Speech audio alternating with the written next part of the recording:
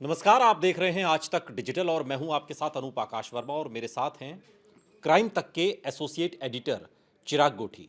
चिराग, बहुत बहुत स्वागत है आपका। एक खबर है, थोड़ा सा आपको ज़रा पीछे लेकर चलें 2020 में, जब कोरोना का काल था। चिराग, देश की राजधानी दिल्ली में एक खबर आई कि नॉर्थ ईस्ट दिल्ली में एक मेडिकल स्टोर है, बड़ा मेडिकल स्टोर गोयल मेडिकल, वहाँ पर जो इंजेक्शन थे जिसकी बहुत कमी थी, उसकी ब्लैक मार्केटिंग हो रही है। खबर मीडिया में आई, उस ऑनर को गिरफ्तार किया गया और तमाम चीज़ें हुई उसके बाद। अब जो दूसरी खबर आ रही है उसके भी तार उसी मेडिकल स्टोर से जुड़ते हैं, उसी बसंत गोयल से जुड़ते हैं, लेकिन अब सवाल के घेरे में दिल्ली पुलिस है। आरोप दिल्ली पुलिस पर यह लग रहा है कि दिल्ली पुलिस ने बिना सोचे समझे जांच किए बीजेपी के एक विधायक हैं जितेंद्र महाजन, उनके ऊपर यह मुकदमा दर्ज कर लिया। पूरी खबर क्या है आज की? बड़ा विचित्र मामला है। इसको मैंने जो हेडिंग दी थी वो दी थी दवा कारोबारी बीजेपी विधायक की पटकथा। हाँ। ये कैसे शुरू होती कहानी? कोरोना का वक्त था। ये बीजेपी के जो विधायक हैं, इनका नाम जितेंद्र महाजन है, रोहतास नगर से विधायक है। इनके फादर की डेथ हो गई थी और ये उस समय इस तरह की खबरें आई कि जो दवाइयाँ ली थी, कुछ इंजेक्शंस लिए थे, वो इस दुकान से लिए थे, गोयल मेडिकोज से, क्योंकि गोयल मेडिकोज दुर्गापुरी चौक के पास है, जो नॉर्थ ईस्ट दिल्ली में है, ज्योति नगर थाना पड़ता है। बड़ा मेडिकल स्टोर, बड़ा हाँ। मेडिकल स्टोर है। वहाँ से कुछ दवाइयाँ ली थी, जिसकी अब उनकी जो डेथ हुई तो विधायक का कहना था कि इनकी वजह से ऐसा हुआ ठीक है। और ये इन्होंने गलत दवाई दी या इन्होंने प्रॉपर ट्रीटमेंट नहीं किया। हाँ। इस बीच एक खबर आई अनूप, जिसमें एक स्टिंग ऑपरेशन किया गया, जिसमें ये पकड़े गए। इसको बसंत गोयल जो मालिक है वो इसका, तो सबने देखा, वो तो मीडिया में वो आया, अरेस्ट हुआ हाँ, सबने और देखा उसके उसको। बाद जो है ये हाँ। सारी ये हुआ कि भाई ये कालाबाजारी कर रहा है। और उस वक्त जब आपको पता है कोरोना के वक्त में कितनी ज़्यादा मार हो रही थी इंजेक्शंस की और दवाइयों की, और लोग उसका बड़ा फ़ायदा उठा रहे थे। कई जो केमिस्ट की दुकान थी, तो ये भी एक ऐसा केमिस्ट था जो फ़ायदा उठा रहा था। और बताते हैं बीजेपी के काफ़ी क्लोज है, बहुत बड़े बड़े नेताओं से, मेंबर ऑफ पार्लियामेंट के जो मनोज तिवारी, उनके साथ भी तस्वीरें हैं इनकी। खैर वो तो हो भी सकती है किसी की भी, वो इशू नहीं है। इशू ये है कि अब इसके बाद क्या खेल शुरू हुआ। इसी साल फरवरी के महीने में एक मुकदमा दर्ज कराया बसंत गोयल ने। उसने कहा कि उसके जो दुकान के बाहर फायरिंग हुई है और किसी ने फायरिंग कर दी है।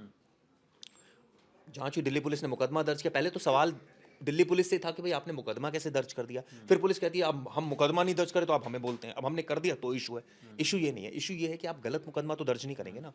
ठीक है, आप जांच करें, उसके बाद करें मुकदमा दर्ज। खैर मुकदमा दर्ज हुआ, जांच। ब्रजभूषण को लेकर पहलवान धरने पर बैठे रहे जंतर मंतर पे, हरिद्वार तक पहुंचे, अब वहां से उठ भी गए। क्या मान मनोबल हुआ पता नहीं चला कुछ, लेकिन प्रोटेस्ट उनका अंदर खाने अभी भी चल रहा है।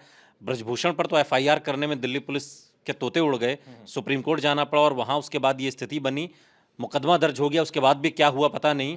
तो इस केस में इतनी ये चूक है दिल्ली पुलिस की कि जो बीजेपी के ही एक विधायक के खिलाफ फर्जी मुकदमा ही कहा जाएगा ना इसे, चिराग, फर्जी मुकदमा दर्ज कर लिया। क्या आधार होता है? जब भी हम बात करते हैं कि भाई कोई एफआईआर दर्ज की जाती है, कुछ होता है, तो कुछ बेस होता है। क्या बेस था इसमें? देखिए, जैसे मैंने बताया कि इसी साल फरवरी के महीने में सबसे पहले इसने ये बोला, बसंत गोयल ने, कि मेरे ऑफिस के बाहर फायरिंग हुई। खैर दिल्ली पुलिस ने मामला दर्ज किया, हम इसको ऐसे मान लेते, चलिए बहुत अच्छा काम किया। इसके बाद मई के महीने में इसी गोयल मेडिकोज के जो मालिक है बसंत गोयल, इसने आरोप लगाया, और आरोप लगाया विधायक पर, जो विधायक है रोहतास नगर के, कि ये मुझसे 2 करोड़ रुपए मांग रहे हैं और तमाम, अब पता नहीं एविडेंसेस दिए क्या दिए। सवाल ये उठता है कि उस वक्त दिल्ली पुलिस ने विधायक, अपने ही विधायक के खिलाफ, जो बीजेपी का विधायक जिसको मैं कहूंगा, उसके खिलाफ मुकदमा दर्ज कर दिया। ये मुकदमा दर्ज हुआ मई में और आज 10-12 दिन ही इसको हुआ है।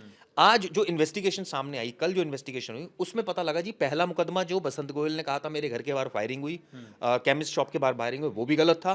ये वाला जो मुकदमा दर्ज हुआ जो विधायक के खिलाफ कर दिया था दिल्ली पुलिस ने, ये भी गलत था। यानी दोनों मुकदमे फर्जी थे और इसने दरअसल खुद ही गोली चलवाई थी और इसी ने फंसाया। अब तो पुलिस ने इन दोनों को ही पकड़ लिया है, जो गोयल, हाँ। अब पुलिस ने बसंत गोयल को भी अरेस्ट कर लिया है और उसका एक साथी है, उसको भी गिरफ्तार किया है। सवाल ये उठता है कि पहले दिल्ली पुलिस ने किस आधार पर मामले दर्ज कर लिए? दिल्ली कौन सा प्रेशर था दिल्ली पुलिस के ऊपर?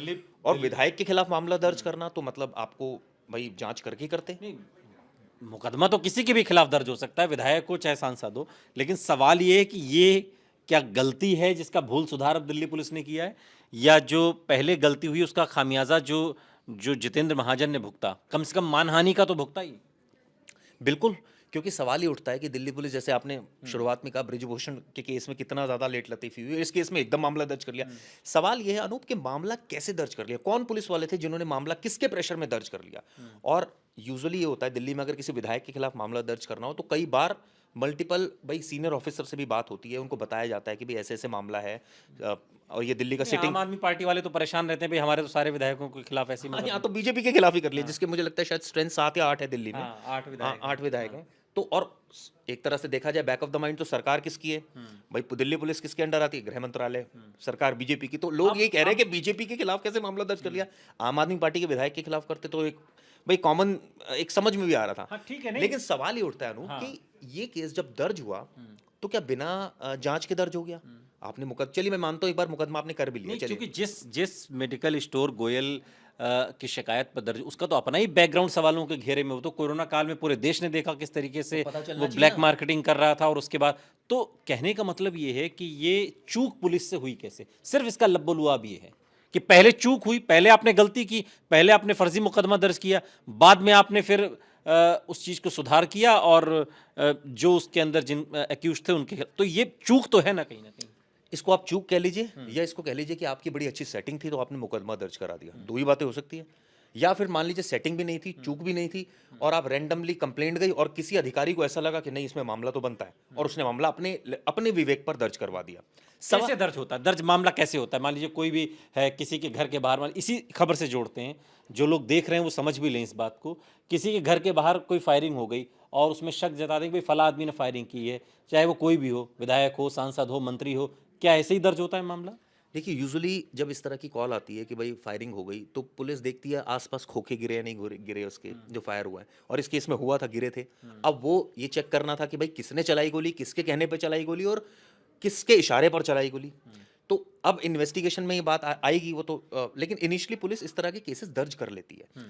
लेकिन लेकिन लेकिन एक बात और भी है, ये वाला केस तो दर्ज हो सकता है क्योंकि मौके पर कुछ ऐसे हालात दिख रहे हैं। विधायक वाला क्या कुछ ऐसे हालात थे? और अगर ऐसे हालात थे तो अगर मुकदमा दर्ज हुआ था तो विधायक को गिरफ्तार क्यों नहीं किया? पहली बात। दूसरी बात, अगर झूठा मुकदमा था तो भाई इन्वेस्टिगेशन पहले करते आप, तब मुकदमा दर्ज करते। मुझे आपत्ति ये नहीं कि क्यों दर्ज किया, मुझे आपत्ति ये है कि भाई इतनी त्वरित कार्रवाई हर केस में करो, फिर आप ब्रिजभूषण में भी कर दो, अरेस्ट भी करना है तो कर दो। इस केस में अरेस्ट नहीं किया विधायक को, जांच की उन्होंने और जांच में पाया कि देखिए जी ये दोनों जो मुकदमे थे ये दोनों ही फर्जी थे। अब आखिर सवाल, अब जितेंद्र महाजन जो विधायक हैं जिनके खिलाफ पहले दर्ज हुआ और बाद में अब अलग तस्वीर बनी, उनका क्या स्टैंड है, क्या आगे वो इस पर करने वाले हैं? देखिए अब तो पहले दिल्ली पुलिस ने चूंकि ये मान लिया है कि जो मामले दर्ज हुए थे वो ऑब्वियसली वो एक साजिश के तहत दर्ज हुए थे। सवाल ये है कि दिल्ली पुलिस से ही कोई साजिश कर रहा है। अब सोचिए जो जो अपराधियों को पकड़ती है उसी के साथ साजिश हो गई। शिकार कहते हैं ना, खुद यहाँ शिकार हो गया। वो ये बात हो गई कि भाई आपने आपके खिलाफ ही साजिश हो रही है, आप ही मुकदमे दर्ज। पहले तो वो अधिकारी कौन है जिन्होंने मुकदमे दर्ज कर दिए, कैसे दर्ज कर दिए, क्या आधार था, और अगर सबूत थे तो भैया मुकदमा दर्ज किया था तो आप अरेस्ट करते। क्या कोई दबाव आ गया अचानक आपके ऊपर? पता लगना चाहिए ना, एकदम क्लियरिटी होनी चाहिए इस चीज। ठीक है, एक आखिरी सवाल चिराग, ये जो शख्स है जो कोरोना काल में इतना जो मशहूर हुआ अपनी दवाइयों इंजेक्शन की ब्लैक मार्केटिंग के लिए, इसका और क्या बैकग्राउंड है इस मेडिकल स्टोर? देखिए दुर्गापुरी चौक नॉर्थ ईस्ट डिस्ट्रिक्ट में एक जगह है जहाँ पर ज्योति नगर थाना है, वहाँ पर ये जो शख्स है इसकी एक मेडिकल की दुकान है, काफ़ी बड़ी दुकान है। और कई लोग तो ये भी कहते हैं कि कई लोग इससे पॉलिटिकल राइवलरी भी रखते हैं, कई लोग इसके पैसों से जलते हैं, तो इस तरह की जो है इसके खिलाफ चलते हैं। हालांकि सच्चाई ये थी कि कालाबाजारी कर रहा था वो तो कैमरों ने, वो तो ठीक है। पूरे मीडिया ने देखा था। दूसरा हालांकि उस केस में इसको बेल मिली है और अभी तो मामला चल ही रहा है। दूसरा, अब इस केस में एक विधायक ने आरोप लगाया कि उसके फादर की डेथ हुई, वो कंप्लेंट दी थी उन्होंने। अब सवाल ये उठता है कि दो मुकदमे ये पता लगा फर्जी हैं, तो भाई इसका प्रोफाइल तो कोई सत्यनारायण वाला तो है नहीं कि वो बिल्कुल एकदम शरीफ आदमी हो और इस तरह की बातें। ये तो साफ साफ दिख रहा है कि किस तरह से ड्यूबियस कैरेक्टर है। बिल्कुल। इसमें दिल्ली पुलिस ने जो जिस तरीके से त्वरित कार्रवाई करनी भी चाहिए हर केस में हो, लेकिन जब मामला इतना सेंसिटिव हो और दोनों का अपना वर्तमान और दोनों का अपना इतिहास हो, तो कम से कम जांच तो करनी चाहिए। और शायद वो इस केस में नहीं हुई, एक्शन बहुत जल्दी हो गया और फजीहत दिल्ली पुलिस की हो गई कि पहले तो मुकदमा दर्ज किया और बाद में चीज़ें उल्टी पड़ गईं।